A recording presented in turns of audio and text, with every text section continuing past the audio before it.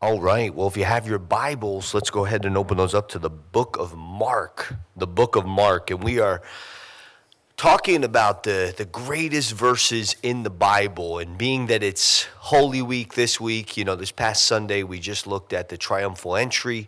And then this upcoming Friday, we'll be looking at Good Friday. And as exciting as that is, then that Sunday, we're going to celebrate Jesus' resurrection from the tomb, like thousands upon thousands of believers have done before us. But today we're talking about the triumphal entry, and we're going to kind of take our greatest verses in the Bible, and then we're going to look at that in terms of greatest verses in the Holy Week scene, the Passion Week, as it's been called, of Jesus Christ. And I'd encourage you this Passion Week, sit before the Lord, maybe even today, say, Lord, would you show me more this year during this Passion Week of what you did for me, of the love that was in your heart for me and for the world more than ever before. Show me it like I've never seen the Passion Week before in Jesus' name. And ask the Lord, do business with him.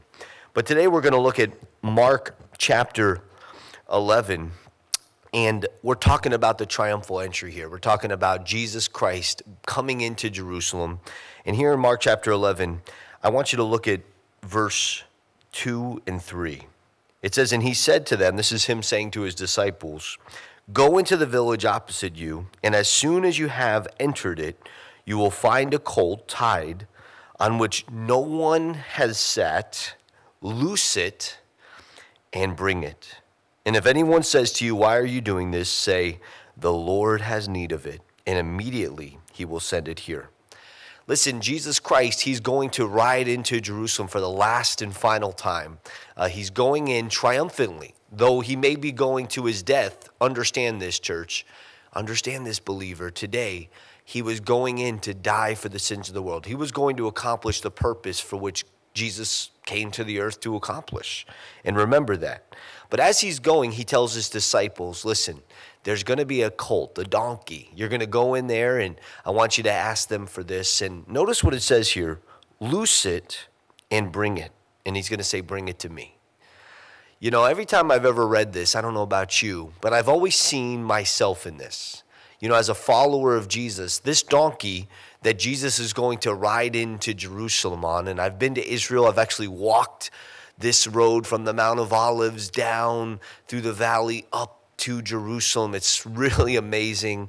Easily the crowds of people would have been able to see Jesus coming down on this donkey. But I hope you know this, as a follower of Jesus, this is the epitome of being used to the Lord.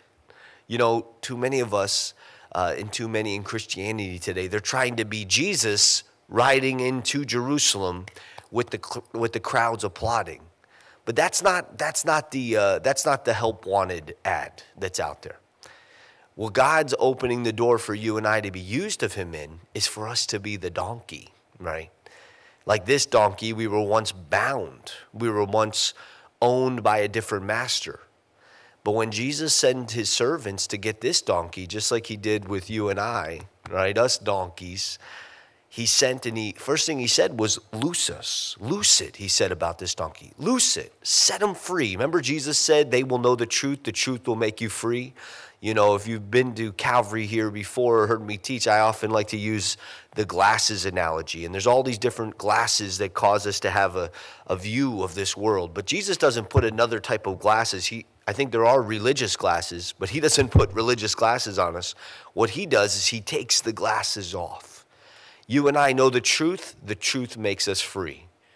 Jesus said about that donkey, loose it, set it free, take the bondage off it, take the chains. Jesus came to break every chain in your life and mine.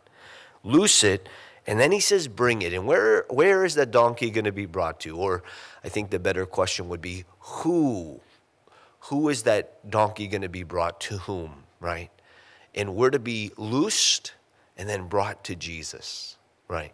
We're to be loosed and brought to Jesus. And what's he going to do? He's going to ride upon our lives, into situations. He rides upon us into our workplaces. He rides upon us into our homes, right? He rides upon us into our gatherings. He rides with us into church, into the gathering of the saints, the living stones, right? And, you know, Holy Week, Passion Week, it starts with Jesus setting a donkey free and saying, bring him to me. Bring him to me. The key to life is finding the right master. And this Passion Week, remember that. The Lord wants to set you free. He wants to use you. He wants to ride into people's lives on you. And Father, we just thank you so much for your word.